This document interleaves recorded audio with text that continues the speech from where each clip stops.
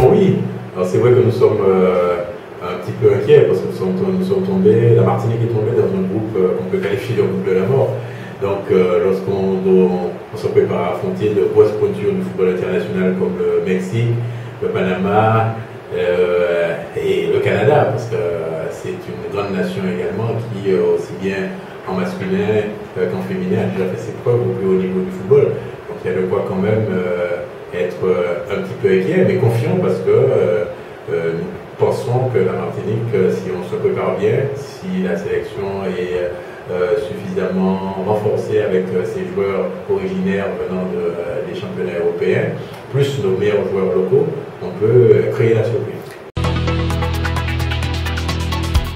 Alors l'objectif est un objectif humble, un objectif d'humilité, c'est d'essayer de passer ce premier tour et de se retrouver en quart de finale. Nous avons, même si c'est un groupe qui est très difficile, nous avons peut-être le petit avantage de rencontrer le favori du groupe, le Mexique, en troisième rencontre. Donc si nous avons la chance et j'ai envie de dire, la bonne idée de faire de bons résultats devant le Canada et devant le Panama, pourquoi pas imaginer que le Mexique, peut-être étant déjà qualifié en ayant remporté ses 2 premiers matchs, puisse lever le pied un petit peu et épargner la petite Martinique pour qu'on essaie de se retrouver en quart de finale. En 2003, ça a été un petit peu moins bien, parce que nous n'avons pas passé le stade de poule.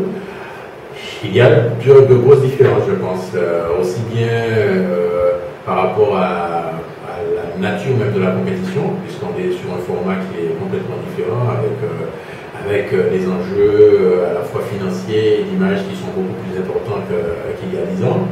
C'est également peut-être une posture de la Ligue de football avec sa sélection peut-être un peu plus favorable, avec des réseaux, des contacts qui ont été noués avec les clubs professionnels notamment français.